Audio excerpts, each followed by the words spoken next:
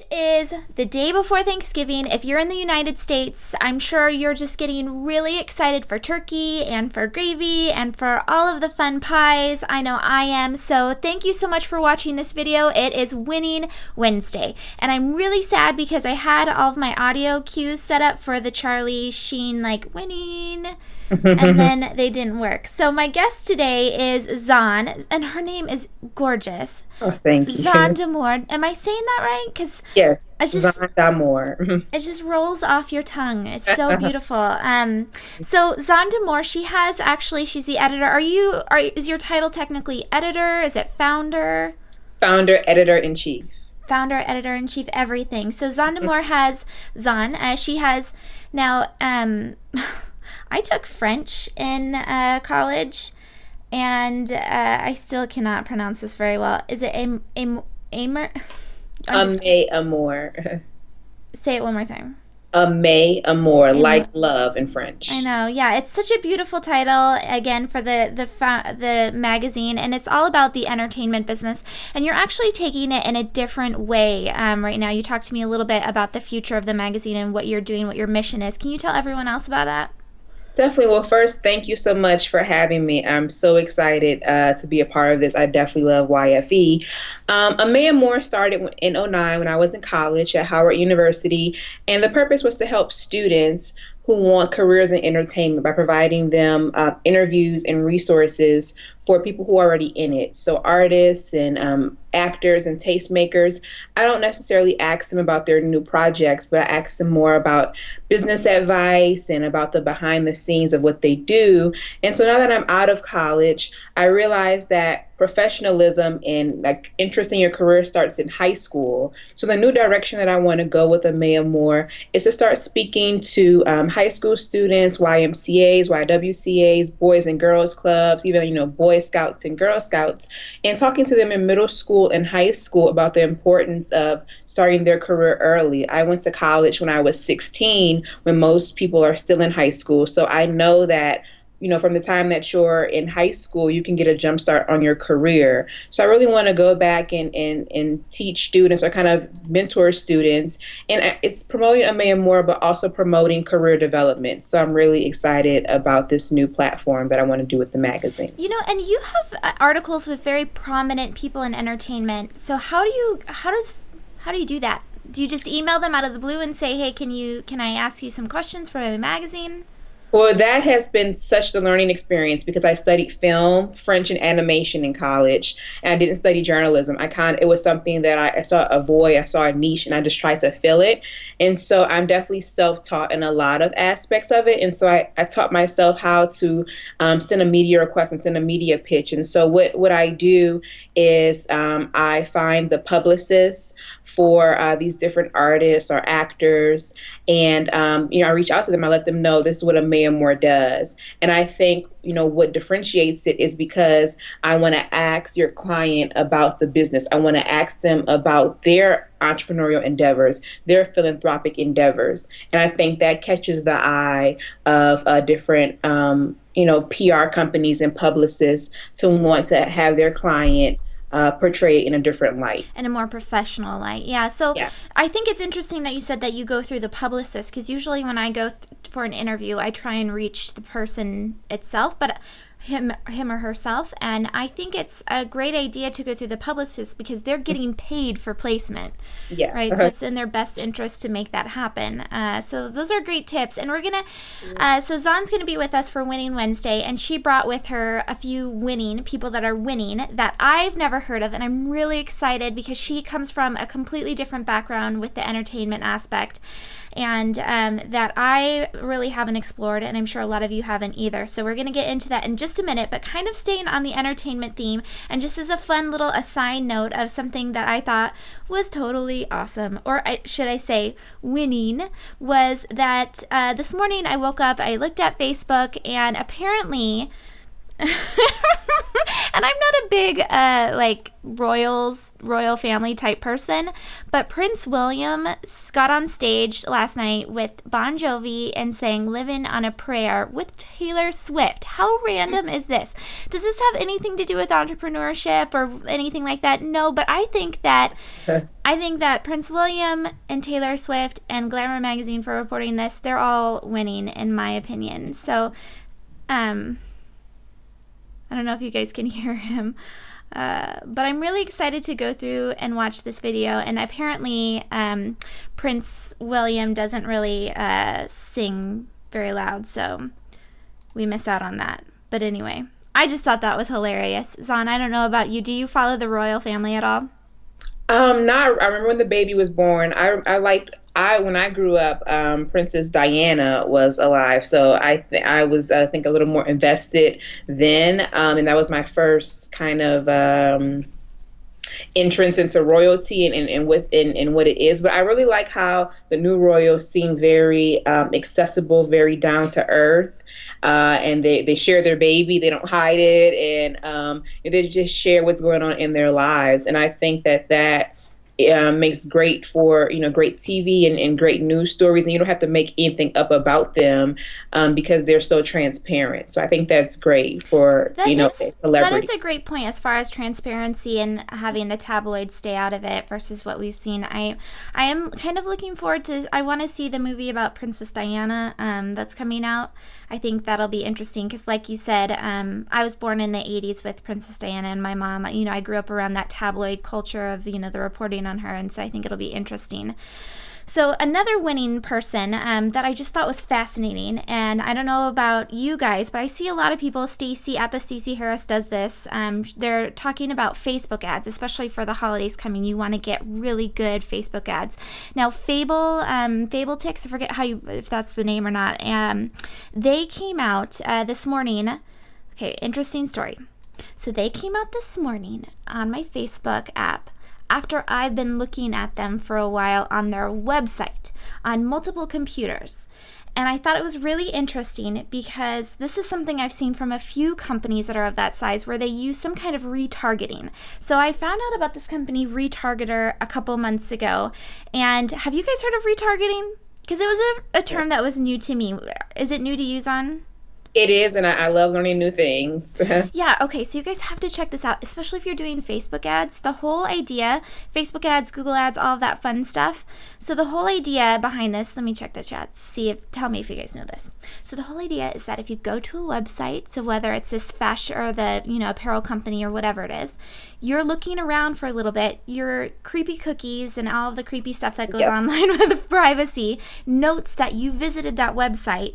And then when you go up on Facebook or Google to search something, they're going to put that site prominently. If you're on PicMonkey or anything that shows ads, they're going to bring that ad back in to remind you of the site because you're already familiar with it. So check out Retargeter and there's a few other companies that do that, but I really was impressed by Retargeter. I heard the founder talk about it. So I don't know. For me and you, Zon, do you do any advertising for your blog? That's a great question, and that's what I'm trying to get into more now is the actual monetization of it because I did it in college and it was more of a hobby. And I think in college I didn't realize when I was traveling from DC to New York and from DC to LA for interviews that it's a job, and it's a real job and it's an expensive job. But when you're in college, paying your own money to interview, to travel to interview artists and just to be at events is fun. So now that I am out of school, I see all of the different monetization opportunities, and there's so many from social media, from doing promoted tweets and promoted ads on Facebook. And I think it's just about figuring out what your niche likes, what your niche does, what they visit, because you may not have as strong of a Facebook following as you do on Instagram or Twitter or Vine. So why pay for a Facebook ad if that's not where your push is? So I think it takes time for an upstart brand, especially a brand to a new market, because I'm new to LA. I'm from New Orleans, lived in Chicago and DC. So I think I'm trying to figure out now what this market needs of, what these young professionals, even these middle school and high school students, what they gravitate to, and Yeah, then where to go putting my down. attention Well, and toward that. I've heard from a number of people too that if you're marketing, but if you don't have the money there, don't pay for it, that type of a thing, and to really use as much. I mean, that's kind of common sense stuff. Use as much free or time type marketing as possible. But if you're doing a holiday product, especially something that like some of the women that we're going to mention in a minute who are definitely winning this holiday season, that retargeter, that type of a thing for ads really does make sense. And it's funny, a couple of people on the chat at Terry J Moore, she's saying that Zappos does it, and it's creepy. And I agree. It's something creepy about. I don't know. I'm not a huge like privacy. This don't do this. Whereas my business partner definitely is. But at the same time, it is totally creepy. And so at you, Bryn or Ursula, she's saying the same thing. It reminds her of the movie Now You See Me. Totally. So yeah, it'll just be interesting to see what happens over that. But I would, like I said, check it out. So talking about really fast about the people that I feel like are totally winning this holiday season. First of all, Stratajoy is, well, actually, let's go ahead and start with one. So it's Stratajoy. Will you get that? Sorry, I forgot to mute the phone in our studio. I thought that was sound effects. I thought that was like the winning sound effect. Oh, like a casino. No, it wasn't. It was my phone.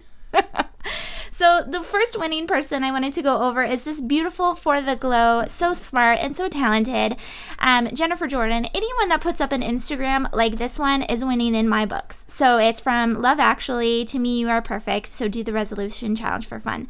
I love that how she used that in all of her marketing, but more so, I just love the For the Glow resolution challenge. It's something that I did myself. This is the 4th year running. I did it, I think it was her first year.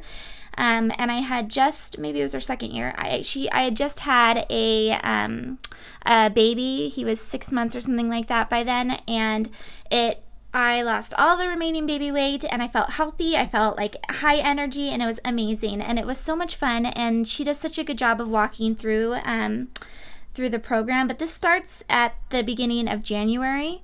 And you can see here, there's a lot of information as far as if you go to fortheglow.com. It's only $20.14. That's another reason why it's kind of like a no-brainer to do. I love it when people price things really just well. And that doubles after Black Friday. So I think it's like 2 months almost of programs, and there's daily workouts. You also get access to her superfood diet, which is incredible. And she's just, I don't know, she's just so giving of her time and everything that I'm always inspired by Jennifer Jordan. So awesome program, awesome young female entrepreneur. Hopefully everyone will check her out. And then Zon, the second person I wanted to talk about, which I briefly mentioned with you, is Stratajoy, like I said. Stratajoy.com. If you go there, the first blog post. Zon, do you follow Danielle Laporte? I believe I do, but I'm not as familiar, with her. Most young female entrepreneurs do follow her. So Molly Mahar, she has Danielle Laporte here. If you just go to her homepage, you can see the first post, and it talks about this holiday council. Now, this is, again, the 4th one that she's done, and it's really cool because on next Thursday's guest, Jess Estrada, she actually said that this is something she pairs with For the Glow. So Jess Estrada is a prominent blogger here in the Seattle area, and she said that she does For the Glow's resolution challenge and also this other piece with Molly. And that actually starts, I believe, next week. So you guys got to get on that. But it's really awesome because it's basically reflecting on 2013 and planning for 2014 with other people like yourself. And so I don't know if any of you guys have done it in the chat. Give me your feedback. I'd love to know what you think about it. But I have not done that particular product with Molly. But the reason why I think she's winning is because she's, I don't know, Zon, if you do any of like the positive stuff where it's like positive thoughts, like that kind of movement, but I love that stuff.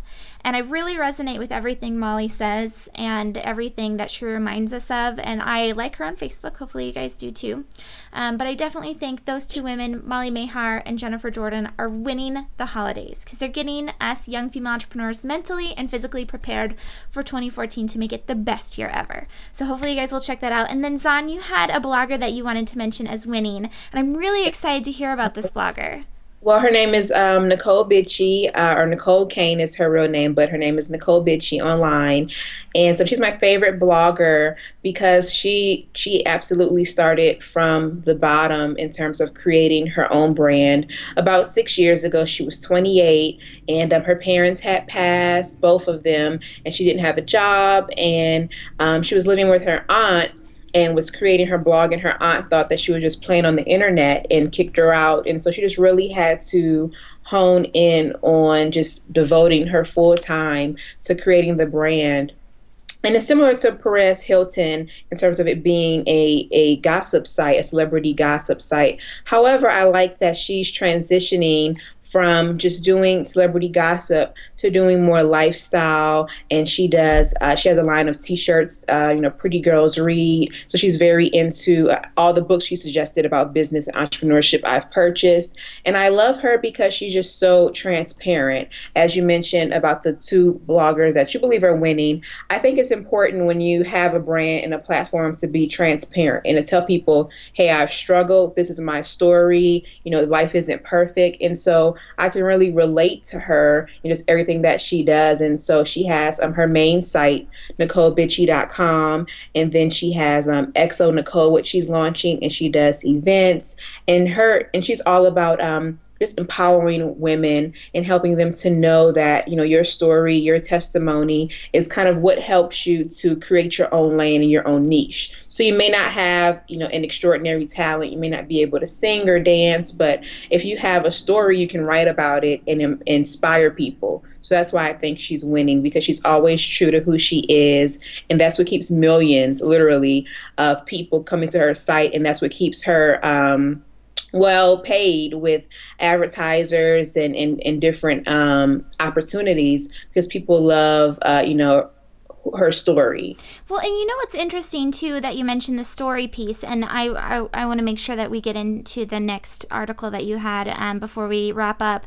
The transparency piece, that's not something that I think I do very well. I've always focused on the other young female entrepreneurs, but I've gotten a lot of emails recently that people don't know that I have a son and that they don't know that I actually own a company other than young female entrepreneurs. And that's kind of like you said, I've never really thought that was an issue in the past, because who cares about me? But at the same time, if everything's coming from my perspective, that's probably an important It's so important. part of it. So important, because people want to know that they can relate to you. They want to know that you're not perfect. Because when I saw you yesterday, when we spoke briefly, and you had your son, talking to you as you balanced, talking to me, that's amazing. That's something that a lot of women, I've seen documentaries, so many stories on, can you have your career and a family? And you're doing it. So many women in entertainment think that it's not attainable, that you have to either focus on your career and be a top executive, or you have to sacrifice in your 20s or 30s at a certain point and then go off and have a family. So to see that you can do both, you have to share that with people, because that's amazing. Like I said, I didn't know until I saw your son running around yesterday, and you have another one on the way. So for you to be able to make time and prioritize your time, we all need to know about those type of, again, time management skills. That's so important in whatever you do. Well, thank you for that. And we could go, that's a big topic in of itself, but I wanted to get into the second headline that you said, that because you are in PR, you've looked into, that's obviously a topic that you look at often. So tell us about this headline that you included. And again, I'm looking kind of funny out of frame. Definitely. Well, I also included, as an entertainment journalist, journalism and public relations, they're separate, but they're also like hand in hand. They're right hand and left hand.